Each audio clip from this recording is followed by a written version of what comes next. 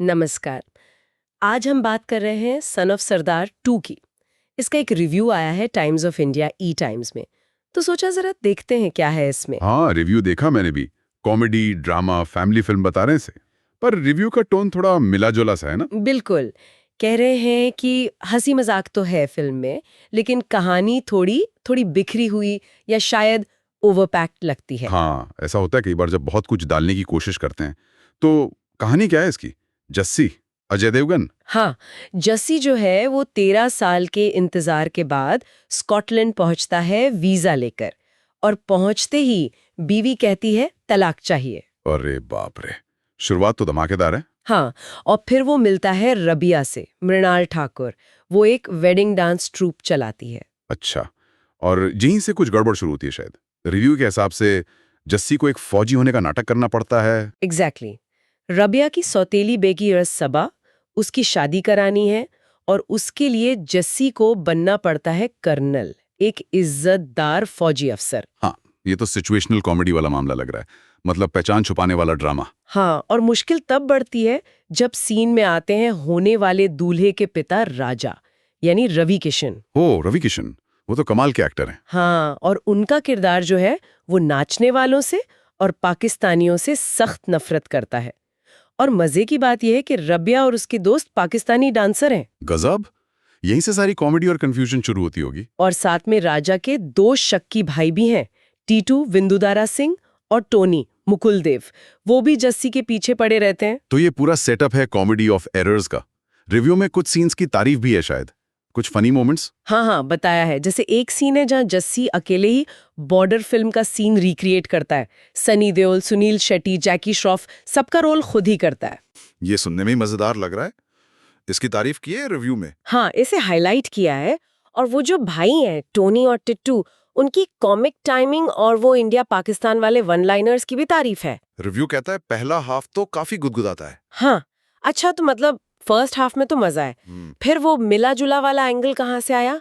Second half में कुछ गड़बड़ है? हाँ, रिव्यू यही कहता है कि सेकंड हाफ में ना कहानी में बहुत सारे किरदार और सब प्लॉट्स आ जाते हैं। वो थोड़ा थोड़ा उलझ सा जाता है मामला। फोकस हट जाता है शायद। और कुछ कॉमेडी सीक्वेंस भी फीके बताएं। हाँ, जैसे वो जस्सी का राजा की बूढ़ी रशियन सौतेली माँ का पोल डांस देखना, कह रहे हैं कि वो उतना हंसाता नहीं, शायद जबरदस्ती का लगता है। अच्छा, और गाने वाने? आजकल मसाला फिल्मों में गाने बहुत होते हैं। गानों के लिए रिव्यू कहता है कि वो बेवजह लगते हैं और कहानी को आगे बढ़ाने की जगह धीमा कर देते हैं। स्पीड ब्रेकर जैसे। ये दिक्कत तो कई फिल्मों में होती है। और क्लाइमैक्स, वो कैसा बताया है? क्लाइमैक्स को भी थोड़ा कंफ्यूजिंग, प्रिडिक्टेबल, मतलब आसानी से अंदाजा लग जाता है, और जरूरत से ज्यादा मेलोड्रामेटिक है। ओके, तो मतलब कहानी और स्क्रीन प्ले वाले डिपार्टमेंट में थोड़ी कमी रह गई। पर एक्टिंग कैसी है?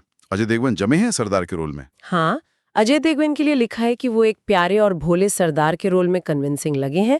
कॉमेडी और इमोशनल सीन्स दोनों ठीक किए हैं। मृणाल ठाकुर भी अपने बिंदास रोल में अच्छी लगी हैं। और सपोर्टिंग कास्ट, रवि किशन का जिक्र हुआ था। रवि किशन की परफॉर्मेंस को तो शानदार बताया है। एक बिजनेसमैन गैंगस्टर का रोल है जो अपने रंगीन मिजाज बाप से भी परेशान है। और मुकुल देव विंदुधारा सिंह की कॉमिक जोड़ी की केमिस्ट्री की भी बहुत तारीफ है। हाँ, उन दोनों की टाइमिंग अच्छी रहती है अक्सर। और दीपक डोबरियाल भी हैं शायद। हाँ, दीपक डुबरियाल ने गुल नाम की एक ट्रांसजेंडर महिला का रोल निभाया है, और रिव्यू कहता है कि उन्होंने इसे संवेदनशीलता से निभाया है। ये अच्छी बात है। पर क्या किसी का रोल वेस्ट हुआ है, जैसे संजय मिश्रा? हाँ, संजय मिश्रा का नाम लिया है रिव्यू में।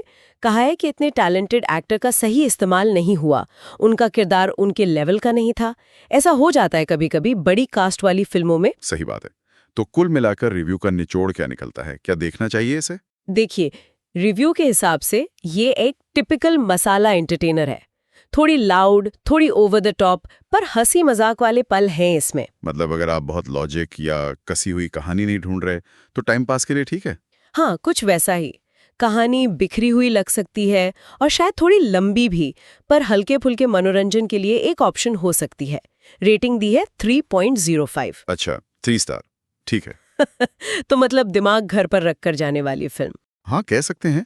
और यही ना एक सवाल दिमाग में आता है कि ये जो स्टैंड अलोन सीक्वल बनते हैं, जैसे ये सन ऑफ सरदार 2 है, पहली वाली से एकदम अलग कहानी। हाँ, तो इसमें मनोरंजन और कहानी के बीच बैलेंस बनाना कितना मुश्किल होता होगा?